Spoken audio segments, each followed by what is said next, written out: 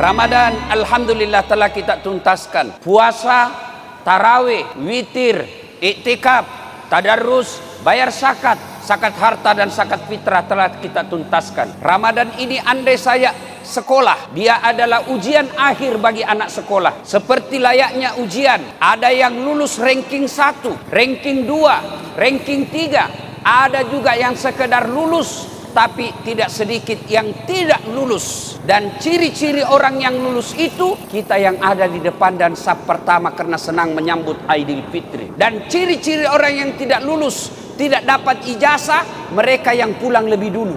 Itu tidak dapat ijazah, maka dia cepat pulang. Suatu ketika Rasulullah SAW 1 Syawal sama hari ini naik ke atas mimbar ingin menyampaikan khutbah Idul Fitri. Ketika naik ke atas mimbar seperti mimbar ini, beliau menaiki 3 langkah. Ketika langkah pertama naik ke tangga, Nabi mengucapkan amin. Langkah kedua Nabi lagi mengucapkan amin. Langkah ketiga Nabi lagi mengucapkan amin. Selesai khutbah kemudian sahabat bertanya, "Ya Rasulullah, kami tadi mendengar Anda mengucapkan amin 3 kali dan tidak biasanya seperti itu." Nabi kemudian menjelaskan, tadi itu datang malaikat Jibril berbisik kepadaku, berdoa kepada Allah berkaitan dengan Ramadan kita. Jibril berdoa, saya mengaminkan. Bayangkan saudara, malaikat Jibril, malaikat semulia-mulia malaikat, panglimanya malaikat berdoa, lalu diaminkan oleh panglimanya para nabi dan rasul. Semulia-mulia Nabi Muhammad sallallahu alaihi wasallam, pasti doa itu dikabulkan. Apa doanya malaikat Jibril? Ya Allah, janganlah engkau terima amal ibadah Ramadannya anak yang durhaka kepada kedua orang tuanya. Saudaraku, biar puasamu baik, tahajudmu tiap malam, kau tadarrus 2 kali hatam, tapi kau teteskan air mata orang tuamu, kau sakiti hati orang tuamu. Demi Allah, puasamu tidak ada guna, puasamu tidak ada akan sampai kepada Allah. Maka saudaraku yang masih hidup orang tuanya, bersyukur kalian kepada Allah. Muliakan orang tuamu, berikan hartamu yang terbaik untuk orang tuamu. Jangan kau pernah hitung-hitung untuk orang tuamu, karena kita bisa seperti ini jasa dari orang tua kita. Maka Rasulullah pernah ditanya, "Ya Rasulullah, ada orang baik agamanya, bagus ibadahnya, tapi dia meneteskan air mata orang tuanya, dia mengecewakan orang tuanya." Apa kata Nabi? Anak itu jangankan masuk surga, baunya surga dia tidak akan dapat. Bersyukur kita yang masih hidup orang tuanya, meskipun sakit, meskipun menderita orang tua kita, lalu kita merawatnya bertahun-tahun. Ketahuilah, orang tua yang dirawat itu Allah tersenyum kepadamu karena engkau merawat orang tuamu. Tidak semua anak diberikan kesempatan untuk merawat orang tuanya. Umar bin Khattab pernah bertanya, "Ya Rasulullah, saya tahu tidak mungkin saya melihat wajahnya Allah di dunia. Saya tahu tidak mungkin saya bisa melihat Allah di muka bumi ini. Tapi saya mau ingin bagaimana supaya Allah tersenyum kepadaku." Maka Nabi menjawab, "Buatlah ibu bapakmu tersenyum, maka Allah pasti tersenyum kepadamu." Saudaraku, pulang lebaran ini, buat ibu bapakmu tersenyum, kasih yang hadiah yang terbaik, hibur dia, buatlah kalian dia bertemu kepadamu, maka Allah pasti tersenyum kepadamu. Adik-adikku para remaja, selesai biasa lemaran, kalian buka baju, kalian buka serban, kalian buka sarung, tapi kalian pergi tempat hiburan. Memang ada dosamu di tempat hiburan. Datanglah kepada orang tuamu, cium kakinya, jangan lepas tangannya sebelum dia katakan, "Saya maafkan kamu." Dan kemuliaan orang tua itu luar biasa. Kita belum minta maaf, belum jabat tangan. Apa kata orang tua kita? "Nak, tidak ada dosamu nak. Meskipun ada dosamu, aku telah memaafkan kau lahir dan batin." Dengar firman Allah, "Imma yablughanna indakal kibra ahaduhuma aw kilahuma fala taqul lahumā uff wa la tanharhuma wa qul lahumā qawlan karima." Apabila kedua orang tuamu sudah lanjut usia dalam pemeliharaanmu dan ini tinggal di rumahmu, jangan kau berkata ah kepadanya, jangan kau teteskan air matanya. Ayat ini kemudian diterjemahkan, ditafsirkan oleh para ulama. Kalau kalian bangun masjid, boleh transfer duitnya dan tidak mengurangi pahalanya. Kalau kalian ingin menyumbang fakir miskin, boleh kirim pakai sopirmu. Tapi jika kalian ingin berbuat baik kepada orang tuamu, jangan kau kirim pakai orang lain. Jangan kau suruh orang tua orang lain. tanganmu dan tangannya orang tuamu, datang kamu bawakan. Begitu cara ayat ini memuliakan orang tua. Bagaimana buat kita yang sudah wafat orang tuanya? Ustaz, saya dulu nakal, saya dulu sering mengecewakan orang tua saya. Sekarang saya sudah bertobat, tapi orang tua saya sudah tidak ada, Ustaz. Sudah ada di alam kubur.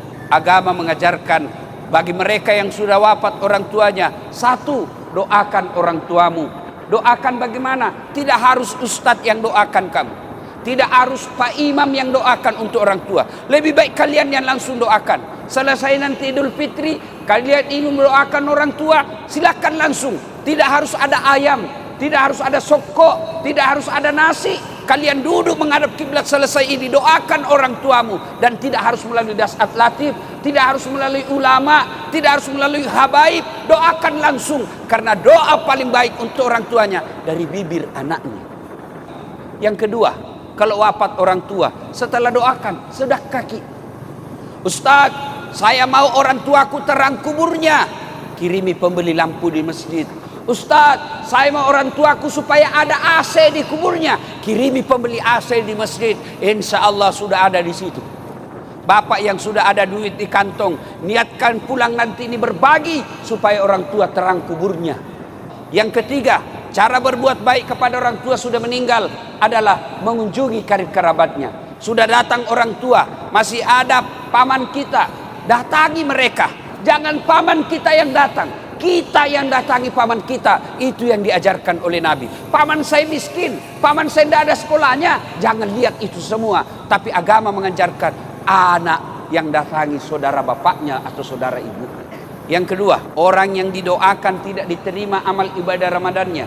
Lalu malaikat Jibril lagi berdoa, ya Allah, janganlah engkau terima amal ibadah Ramadannya Muslim yang tidak mau memaafkan sesamanya Muslim. Saudaraku, pilkada, pilcaleg, pilpres kadangkala membuat kita pecah persaudaraan. Itu keliru dan salah. Orang sudah jadi wali kota, orang sudah jadi bupati, orang sudah jadi presiden, orang sudah jadi anggota DPR. Kalian bertetangga masih musuhan, apa yang kalian dapat? Boleh kalian berbeda pilihan, boleh kalian berbeda caleg, berbeda partai, berbeda calon gubernur, silakan. Tapi ajak kasih salam, jangan bercerai. Orang yang kan tali persaudaraan, biar puasanya lengkap, tarawehnya tidak ada putus, zakat sedekahnya baik, 30 malam, tiap malam tahajud, tapi dia bukan tali persaudaraan. Depan rumahnya bermusuh gara-gara parkir, sebelah rumahnya bermusuh gara-gara taman, sebelah kirinya bermusuh gara-gara got, belakang rumahnya bermusuh gara-gara binatang ternaknya. Dengar ancaman Nabi. Atadruna manil. Tahu enggak kamu pendusta agama?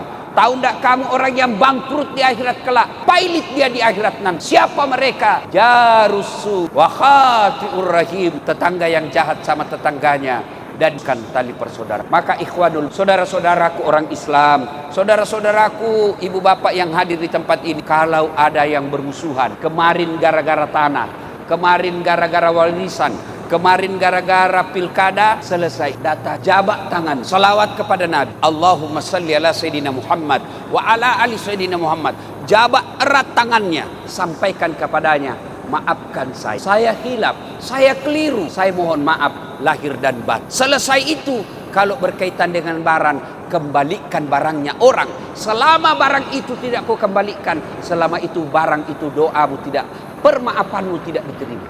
Bapak-bapak, Ustaz, bagaimana kalau kita pernah selingkuh? Tidak usah, karena pasti lebih kacau masalahmu. Yang ketiga, yang didoakan oleh Nabi agar tidak diterima amal ibadah Ramadannya. Ya Allah, janganlah engkau terima amal ibadah Ramadannya istri yang durhaka kepada suami. Kenapa Nabi menekankan istri yang durhaka kepada suami? Nabi tidak menekankan suami yang durhaka kepada istrinya. Karena kita suami menanggung tanggung jawab dunia sampai akhirat. Ibu-ibu yang ada di atas dan di belakang, bapak-bapak, jadilah suami yang baik. Karena bagaimana istri kita mau baik kalau kita sendiri tidak bisa menjadi teladan? Selalu kita berdoa, Rabbana atina fid dunya hasanah wa fil akhirati hasanah wa qina adzabannar. Yang doa di dalamnya satu di antaranya, ya Allah, berikan kami keselamatan, kebahagiaan di dunia. Dan kebahagiaan di dunia itu ada 4 unsur kata para ulama. Yang pertama, punya suami yang baik, punya istri yang baik. Kita bisa bahagia, kita bisa dakwah karena kita punya istri yang baik. Yang kedua, unsur fid dunya hasanah, punya anak yang soleh dan soleh. Percaya saudara-saudara, ketika kita wafat, pergi bapak ziarah kubur, siapa yang doakan? Ibu-ibu nih yang ada di atas dan belakang. Begitu ibu meninggal, siapa yang doakan? Suami? Tidak, dia kawin lagi. Siapa yang doakan kita? Anak. Bagaimana anak kita mau doakan kalau dia tidak pernah diajarkan agama? Lihat anak-anak kita sekarang. Lihat anak kita sekarang nanti kalau ziarah kubur. Dia cuma datang ke ziarah kubur lalu dia tulis OTW ziarah kubur. Sampai di kubur dia foto lagi dirinya pegang batu nisan kuburan nenek saya. Dia tidak ada berdoa. Maka begitu gambaran kita nanti ketika bapak ibu sudah dikubur, yang doakan kita anak. Kalau anak tidak dididik dengan baik, jangan harap dia akan doakan kita. Dan saudara, kubur bukan 1 tahun, bukan 10 tahun. Maka alangkah bahagianya orang tua di kubur sudah jadi tulang belulang, tapi anaknya setiap 5 waktu di sujud terakhirnya selalu berdoa, Allahumma ghfir wali walidayya warhamhuma kama rabbayani shaghira. Bagaimana ada kita menjadi soleh dan soleha? Tidak usah cemaskan soal kantong, tidak usah cemaskan soal akhlak dan agamanya. Dan salah satu cara agar anakmu soleh dan tidak keras hati, tidak kepala batu, jangan kau kasih makan uang haram. Bapak boleh di luar, tapi hati-hati membawa uang pulang, karena itu akan menjadi darah daging anak dan keturunan. Yang keempat, yang disebut fid dunya hasanah. Yang ketiga, yaitu punya teman yang baik. Teman yang baik bukan tinggi pangkatnya. Teman yang baik yang bisa menunjukkan kamu ini baik, ini salah. Itulah teman yang baik. Bagaimana ciri-ciri teman yang baik? Masuk waktu sholat, dia ingatkan kita. Itulah teman yang baik. Mana lagi teman yang baik? Mereka yang akan hadir ketika susah, dan dia akan hadir ketika kita senang. Dan yang keempat, fid dunya hasanah itu adalah punya harta yang berkah. Harta yang berkah itu bukan jumlahnya banyak, tapi berapa banyak harta kita bisa dinikmati oleh orang lain. Saya baca kitab Asy-Syifa. Asy-Syifa ini kitab tentang kelebihan-kelebihan Rasulullah SAW. Ini di halaman 73 dalam kitab Hukukul Mustafa karangannya Qodiyat. Judulnya itu Asy-Syifa. Di antara pokok dari sifat dasar Nabi itu adalah pemaaf. Suatu saat Nabi ngalamin luka, dan luka itu disebabkan oleh musuh-musuhnya. Kemudian ada di antara yang memberi saran ke Nabi, lau da'au ta'alaihim, mbok jenengan maksudno mereka, karena mereka sudah melukai engkau, terus sudah biadab sama engkau. Tapi Nabi menjawab, ini lam upas la'anan, saya ini tidak ditugaskan Allah untuk menjadi tukang laknat, untuk menjadi orang yang sukanya menghabisi yang lain. Walakinni bu'istu da'iyan warahmatan, tapi saya diutus untuk berdakwah yang baik, warahmatan, dan menjadi rahmat. Terus Allahumma hdi qaumi fa innahum la ya'lamun, ya Allah beri hidayat kaum saya, karena perilakunya demikian itu disebabkan karena ketidaktahuan. Jadi ini pelajaran bagi kita bahwa perilaku sosial yang kurang baik dari tetangga itu jangan-jangan kita tidak cukup memberi mereka edukasi atau pengetahuan atau sosial. Dulu itu ulama itu hubungannya hanya dengan Allah, tidak pakai ilmu sosial. Ini penting. Ilmu sosial itu bisa jengkelkan. Misalnya kalau saya baik sama tetangga, tetangga saya tidak baik itu bisa jengkel. Atau baik sama istri ternyata malah lama, bisa jengkel. Baik sama tamu ternyata malah tamunya kurang sopan atau mengganggu, itu bisa jengkel. Sehingga dulu Nabi itu kalau menyuruh kebaikan itu mangkana yu'minu billahi wal yaumil akhir falyukrim dhaifahu falyukrim jaruh.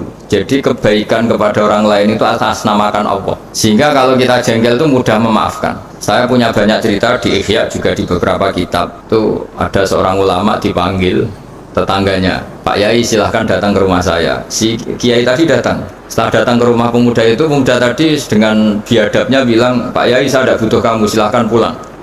Dan Kiainya tersenyum. Setelah itu, setelah sampai rumah dipanggil lagi, Pak Yai datang lagi ke rumah saya. Kiainya datang sampai 3 kali, dan Kiainya sama sekali tidak menunjukkan wajah kecewa. Senangnya bukan main. Terus pemuda tadi tanya, kenapa engkau tidak benci, kenapa engkau tidak tersinggung? Kiainya tertawa-tawa. Nah, saya datang ke kamu itu bukan karena apa-apa. Memang Allah menyuruh saya ini memuliakan tangga, sehingga ketika tetangga memanggil ya saya datang, itu perintahnya Allah. Jadi saya tidak ada urusannya dengan kamu. Nah, itu pentingnya pertaruhan. Apa-apa itu atas nama Allah itu tidak mudah kecewa. Tapi kalau atas nama manusia itu, kalau dia jengkelin kita akan balas jengkelin. Tapi kalau atas nama Allah itu legowo. Ini yang dibutuhkan dalam berbangsa dan bernegara. Jadi, misalnya hubungan kita dengan negara, kalau memberi itu ibadah dan keren, heroik. Tapi kalau mendapat itu, kalau kita tidak berhak itu ada hisapnya. Bayangkan kalau negara ini hubungan masyarakat dengan negara itu memberi, kayak kita zaman belum merdeka. Tentara-tentara itu dibantu orang-orang kampung, dulu itu hanya dengan ketela, dengan makanan-makanan kampung, tapi hubungannya itu memberi. Barokahnya itu bisa merdeka. Tapi kalau hubungannya mendapat itu orang itu nggak akan puas. Begitu juga kiai dengan masyarakat, masyarakat dengan kiai itu kalau hubungannya memberi itu insya Allah akan semuanya baik-baik saja. Tapi kalau hubungannya ingin mendapat ini masalah. Jadi sebetulnya menata bangsa ini juga menata peradaban manapun itu dimulai dari mental memberi. Yunfikun itu memberi. Memaafkan juga sama. Kalau kita nurutin jengkel itu gampang jengkel, tapi mulailah dari mental memberi maaf. Makanya Rasulullah itu ketika ada sahabat marah sama pembantunya, kata Nabi, marahnya Allah itu lebih dahsyat ketimbang marah kamu pada pembantu. Terus sahabat tadi tanya, lalu supaya Allah tidak marah ke saya gimana? Terus Nabi jawab, Allah takhdok, kamu sendiri jangan mudah marah. Jadi semua kekacauan sosial itu kan karena kita sadar punya hak, kemudian kalau terganggu kita marah. Gara-gara marah melahirkan pemecatan, melahirkan macam-macam, akhirnya melahirkan dendam macam-macam. Jadi dalam bulan Syawal ini kita harus berlatih memaafkan ya, jadi minal aidin wal faizin. Saya beri beberapa contoh. Jadi tadi sudah contoh daksur, terus Nabi menjawab, saya tidak diutus Allah untuk sebagai pelaknat, tapi walakin bu'istu da'iyya wa rahmah. Terus ada lagi cerita tentang orang Badui. Orang Badui itu orang primitif yang kurang berperadaban. Itu datang ke Nabi kemudian memaki-maki Nabi, Muhammad, engkau jadi pemimpin harus yang adil, nggak boleh tidak adil. Terus Nabi itu dengan senyum bilang, fama ya'dilu idza lam adil, lalu yang adil siapa kalau saya sendiri tidak adil? Padahal Nabi ketika dilihat tidak adil itu punya ilmu yang luar biasa. Tak beri gambaran begini, mungkin orang Indonesia tidak siap, tapi harus siap, dilatih supaya siap. Apalagi ibu-ibu kayaknya agak siap.